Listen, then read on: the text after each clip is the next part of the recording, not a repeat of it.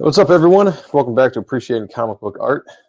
This one will be about Brett Booth's most recent X-Men number 17. Now, normally I don't do brand new books because you can't show the entire book or you get a strike or whatever, like copyright reasons or whatever. But I just wanted to go over this because myself and a bunch of other people who've been following Brett for years have been advocating hard for Marvel to finally bring him back to do some books because, no offense, but the art at Marvel is severely lacking with a handful of guys there that do a fantastic job. But for the most part, Brett, if anybody follows Brett on Twitter, which I recommend that you do, he's always posting stuff that he does, commissions. He does a ton of commissions. He does a ton of stuff for his Patreon account. A lot of times, besides the Wildstorm characters that he does a lot of Marvel characters and X-Men characters on request. And he just does them fantastically, like the way they're supposed to be drawn. And I believe that Marvel is better off for having him. So finally, they went ahead and did it. He did a Chris Claremont, what was it, X-Men, or the Legends edition book that just came out a couple weeks back. I had it right next to me a little bit ago. It's the Chris Claremont anniversary edition, or anniversary special. I did 8 pages in that, and it was awesome. It was great. So let's see. So I can't go through this entire book, so we'll just go through what we can go through. And first, I'd like to say, obviously, the cover is not by Brett Booth, which I hate it when they do that. The interior artist should get the cover unless you're an unknown and you're trying to draw people to the book. But Brett Booth is known, all right? He's a household name if you're a comic book fan. He should have gotten the cover. Unless he didn't have the time to do it, then I understand. But it's still kind of ridiculous. Just there we go. So first off, I want to point out that we have Brett Booth, who is being inked by Adelso Corona, who now have been working with Brett Booth for a little while. I think he adds so much to Brett's work. Brett's already a very dynamic artist in general, and he draws, fairly tight, but still enough looseness for a really good inker like Adelso to come in and do his thing. And if you notice right off the bat, like, I believe that Adelso gives Brett a little bit more of the energy that he portrays in his work. Whereas if you look at when Norman Ratman was inking him for years, it was a little bit more like polished, a little bit more, clean and nicer, just a different dynamic. But Adelso works so good with Brett, just brings that energy out in everything that Brett does. So here we go. We got a full-on comic, and I think there's an X-Men Legends book that Brett's going to be doing after this as well. And I don't know, like, I thought he was going to be the regular artist on X-Men now going forward, at least for the next story arc. I could be wrong on that. But it's, when I first look at this, what I see is the way the X-Men should look.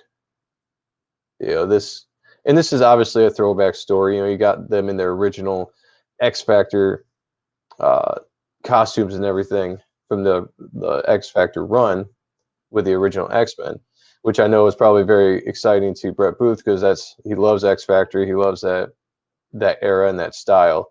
So doing like this kind of throwback style was a big delight to him to do. But let me try to get some.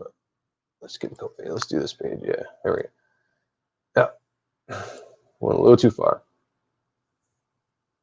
So just diving in and just seeing some classic X-Men, seeing with Brett's storytelling now, his panel layout, his dynamic style, very energy driven.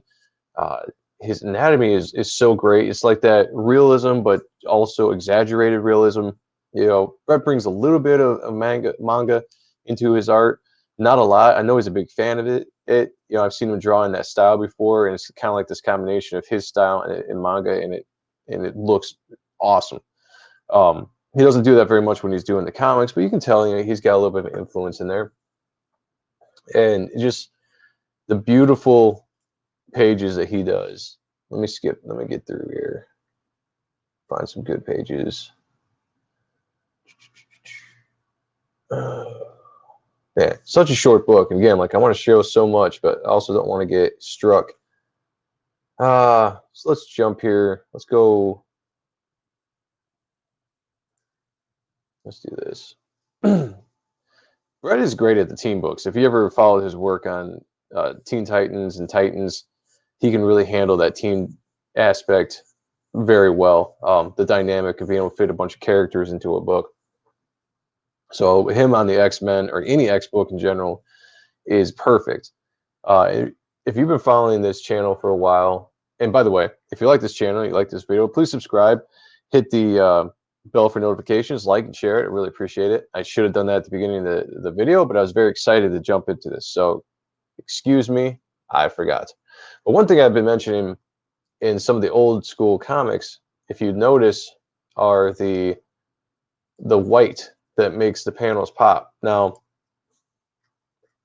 I've been seeing a lot of modern day colorists don't do that as much. They'll take the opportunity for a no background panel and they'll fill it in with, you know, filler colors, and they look fantastic. But sometimes having a white background like this just really brings the color. I mean, tell me that this doesn't pop more than if this was like, you know, like a grayish or, you know, gray blue background, or if they went with some kind of, you know, softer color or whatever in the background to represent the environment that they were in.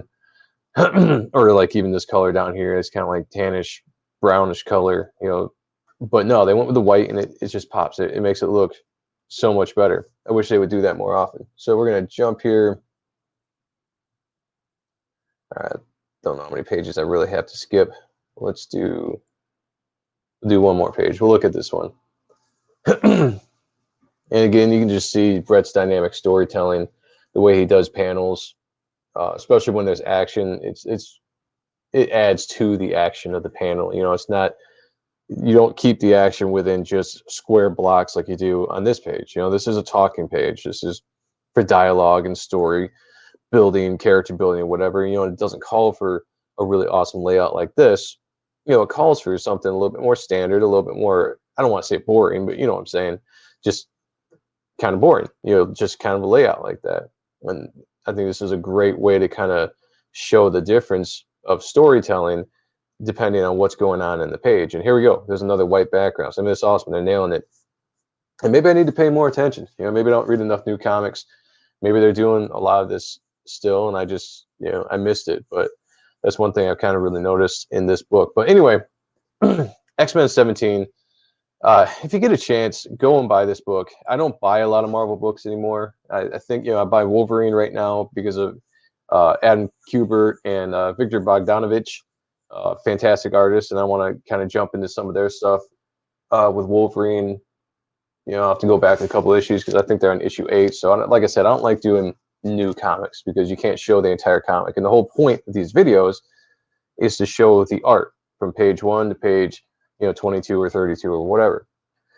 So buy this book. I highly recommend it. I'm extremely excited to go forward and see what Brett's going to do in the Marvel universe. I hope Marvel is smart enough to throw work at him, you know, hand over fist, because he can only elevate the numbers, only elevate the look of the characters, and bring an audience in that maybe Marvel has been lacking with a modern kind of art style that they seem to be going through. And, you know, honestly, I don't like the writing that they've been doing on X-Men specifically, or actually any of the Marvel books. So just the fact that an artist like him is coming into the fold, it actually draws a reader that hasn't been reading Marvel for a while back to supporting, you know, not that I support Marvel in general, but I'll always support my artists. You know, regardless of whatever books they're on, if my favorite artist is drawing it, I'll be there to support them because they deserve it. And Brett's put his time in, and he's only gotten better and better over the years, and he's putting out his best work right now. Same thing with Delso Corona. The dude is a phenomenal inker, and he's inking the best of them right now, and he is just on fire. So this combination is perfect. So, all right, guys, thank you for checking out this video. And again, if you like it, please subscribe, hit that like button, hit the bell for notifications, and I will talk to you all next time. See you later.